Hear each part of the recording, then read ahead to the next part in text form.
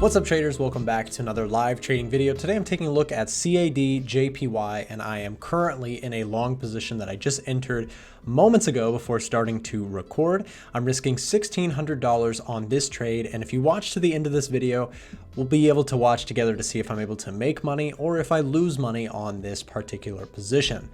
My goal with this video is to walk you through step by step a real trade in the Forex market on live accounts, no demos, no fake, anything like that, real positions, and to sort of walk you through the mental process as well as the more technical aspects of trading 101 when it comes to foreign exchange. So let me walk you through first of all why I actually took this trade, and then we'll go ahead and analyze and watch the trade play out together. So here's the entry. You'll notice that we're looking at the 1 hour chart. If we take a look at the 2 hour chart, it might actually be even easier to see this. What I've highlighted here is a key spot on the chart where if we look left, you can see basically price has been holding as a level of resistance until recently where we saw a major breakout to the upside.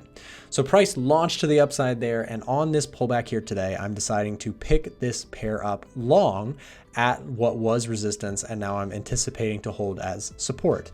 Not only that, we also have a 61.8% retracement. So what I did is I drew a Fibonacci retracement from here, the swing low, to the swing high here around 106.80. And then it gave me these three levels, the 38.2, the 50%, and the 61.8. My favorite of those three levels is, of course, the 61.8% retracement. This is what is often referred to as the golden ratio of the Fibonacci retracements. It's a very simple tool. It's something that we observe in nature. Of course, the Fibonacci sequence is very, very common in many places. And for simple technical analysis, it oftentimes can be a nice level of support. So we're looking for support to hold here relatively quickly. And if it doesn't, if price continues to fall through this level of support, then we will be stopped out of the position right here at a stop loss of $1,599 or about $1,600 of loss if we're incorrect about this idea. Now, of course, this stop loss is in place to protect my account. I am not taking a massive risk relative to the account. This is a small risk relative to my account size, and I'm just looking for this thing to bounce and to continue. Let's talk about the scenario in which case we're not wrong, and let's say we actually correctly call the bottom here or find a nice buy and things rally from here. Here's how I'll look to play it. If the market starts to rally off of this 61.8% retracement, I would ideally like to see this thing move at least 1 times my initial risk before I start taking my stop loss and trailing it to break even. So let me go ahead and mark this so we can see it together. So here's the initial stop loss. What I mean by that is if we risked, let's actually show you guys, I believe it's 35 pips. So you can see about 35 pips. If we zoom into the red box there, you can see 35 pips risked here on the account. And if this thing moves about 35 pips in my favor, that's going to bring us up to this zone here. If we hit that level, my goal will be to trail my stop loss to break even, to take my risk off the table, and to look to basically secure some amount of profit on the trade. If we continue from there to rally past levels of resistance, that's where things will get interesting, and we could potentially make some good money on this by trailing our stop loss. But before we get there, the first idea is to see if we can actually correctly call a nice entry point here on this 61.8%. So what I'll do now is I'll show you guys not just the technicals, but also the market data behind why I actually took this trade to the long side. So now we'll take a look at our market scanner. This is the A1 Edge Finder. And what we do is we combine as many factors as we can to try and give us a good reading of where we think price is going to go next based on our stats. So what we can see is we get a score of 4, which gives us a bias of a total buy on this particular asset.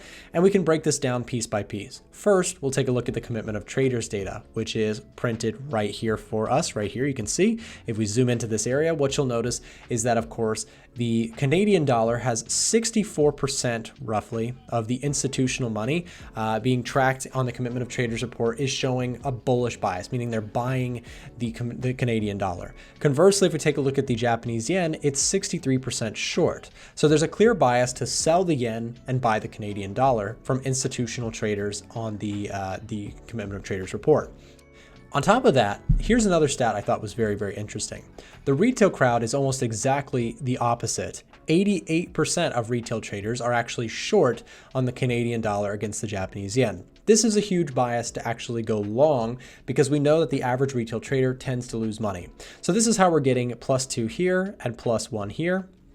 in these particular score metrics. Okay, next up, we'll take a look at seasonality. So seasonality during the month of August actually goes against us here, meaning that on average, the month of August is actually negative for this currency pair.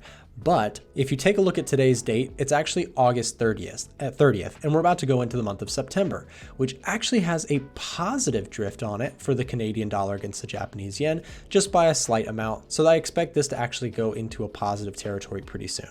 From a trend reading perspective, we have a very strong uptrend using our price momentum indicator right here. Our daily forecast chart shows us that we are likely to continue this momentum to the upside based on that. Finally, if we take a look at the economics behind this currency pair, the Canadian dollar is favored in terms of GDP growth, where we can see a 0.8% GDP growth compared to a 0.5. So that's better for the Canadian dollar. If we take a look at the unemployment rates, unemployment is lower in Japan, which of course favors the Japanese yen. If we take a look at inflation, inflation is much higher in Canada. So that's a favor towards the Japanese yen, where inflation is much more under control. And then finally, in interest rates, we have a strong bias towards the Canadian dollar with a 2.5% interest rate.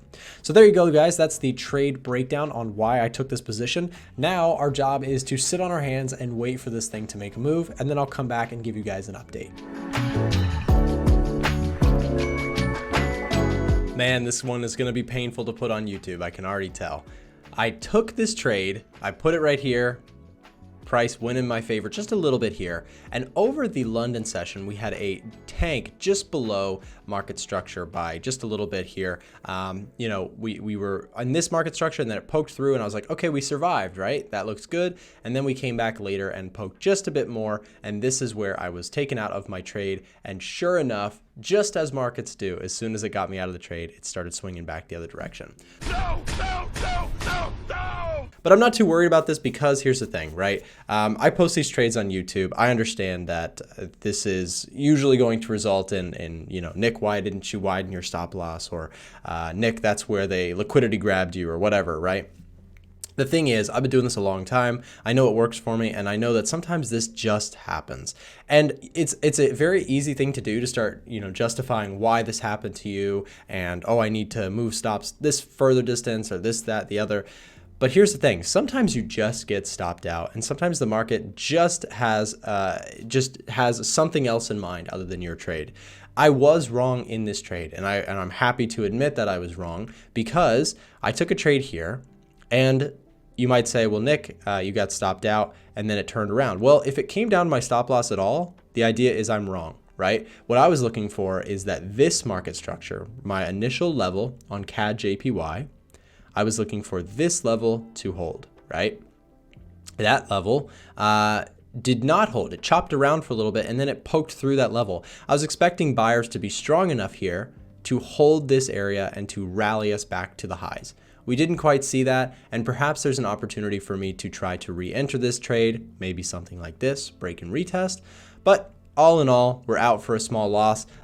Here's the, we'll show the screenshot of the loss there, and we move on, right? I have some trades running already, which are going really quite well off the back of this too. So I'm in no hurry to sort of chase this thing or get frustrated with this thing because this is just part of trading. And I want to say this because a lot of times new traders, when this happens to them, they're so defeated by it. They're so frustrated by it.